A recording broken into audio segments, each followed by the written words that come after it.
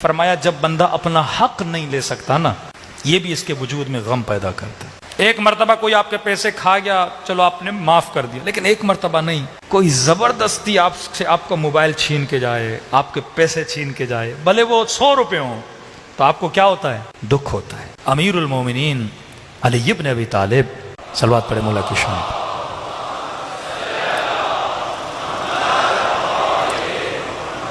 فرماتے ہیں مولا گلی سے گزر رہے تھے، اب اہل بیت کتنے محتاط تھے کہ اگر کوئی مومن غمگین ہے تو علی آگے بڑھتے تو اس کا غم دور کرے۔ ہم ایسے ہیں، میں خوش میرا بچہ خوف، تاکہ لوگ غمگین ہیں، یہ سیرت ہے اہل بیت نہیں۔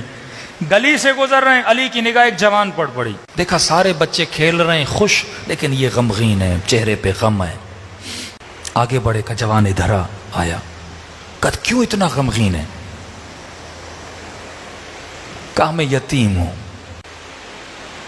امام نے کہا اس کی ماں کو بلایا جائے، ماں کو بلایا، کہا تیرا بیٹا اتنا غمگین، یتیم تو اور بھی ہے لیکن اتنا غم؟ کہا مولا میرا شوہر تاجر تھا، 4 دوستوں کے ساتھ تجارت پہ گیا، کافی عرصہ کوئی خبر نہیں تھی۔ جب اس کے دوست واپس آئے، انہوں نے کہا کہ آپ کا شوہر سفر میں مر چکا ہے، تھوڑے بہت ہمارے پاس پیسے تھے، ہم نے غسل دیا، کفن دیا، اسے دفن کیا، لیکن مولا مجھے اس کی بات پہ شک ہے، کیونکہ میرے شوہر کے ساتھ بہت زیادہ مال تھا، منال تھا، پیسے تھے، کہاں گئے؟ انہوں نے 1 روپیہ نہیں دیا۔ امام نے کہا فیصلہ نہیں کروایا؟ کہا گئے تھے قاضی شرح کے پاس، وہ 4 تھے، میرے پاس کوئی گواہ نہیں تھا۔ امیر المومنین مجھے حق نہیں ملا۔ میرا بیٹا تبھی مایوس، حق جب بندے کو نہ ملے نا مایوس ہوتا ہے۔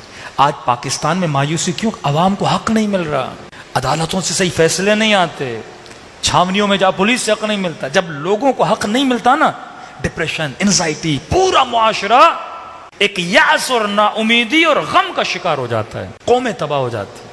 علی نے کہا بلاؤ ان 4 کو، یہ علی ہے، عدالت کو نافذ کرنا جانتا ہے۔ 4 آئے، مسجد کے 4 ستون سے، یعنی ایک کو یہاں باندھا، ایک کو یہاں باندھا، ایک کو یہاں، ایک کو وہاں باندھا علی نے۔ اب اس زمانے کی انویسٹیگیشن علی ابن ابی طالب کر رہے ہیں، عقل علی ابن ابی طالب۔ 4 کو باندھا، پہلے کے پاس گیا، ہاں بھائی بتا کیسے مرا تھا؟ اس نے کہا ایسے۔ دوسرے کو کہاں دفن کیا تھا؟ وہاں پہ۔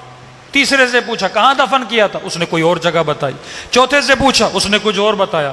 امام نے کہا 4 جھوٹ بول رہے ہیں۔ جھوٹ کو پکڑا، انہوں نے اعتراف کیا علی ابن ابی طالب مال کی لالچ کی خاطر ہم نے دوست کو قتل کیا۔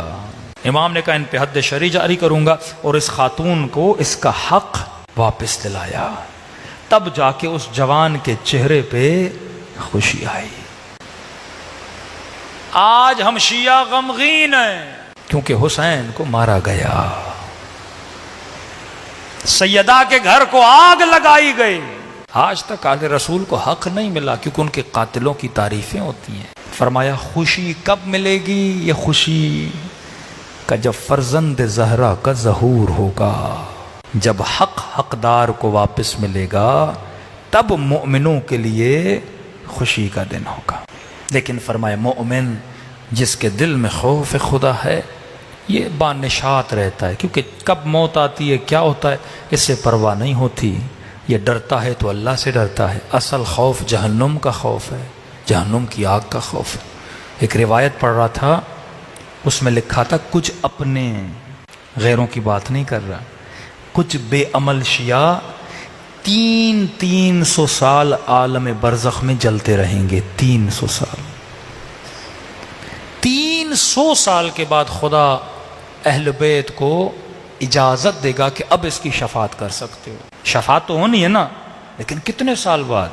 تو فرمایا آؤ مجلس حسین میں توبہ کرو اپنے گناہوں سے، خطاؤں سے۔ خدا کہتا جب تک زندہ ہو مہلت ہے، روح نکل گئی مہلت ختم۔ اور فرمایا ایسا واسطہ حسین جیسا، یہیں پہ شفاعت لو نا، منتظر کیوں کہ برزخ میں شفاعت؟ یہیں اس مجلس حسین میں IRC کی امام بارگاہ میں امام حسین کے آنسوؤں کے ذریعے سے شفاعت لو اور جنت حاصل کرو۔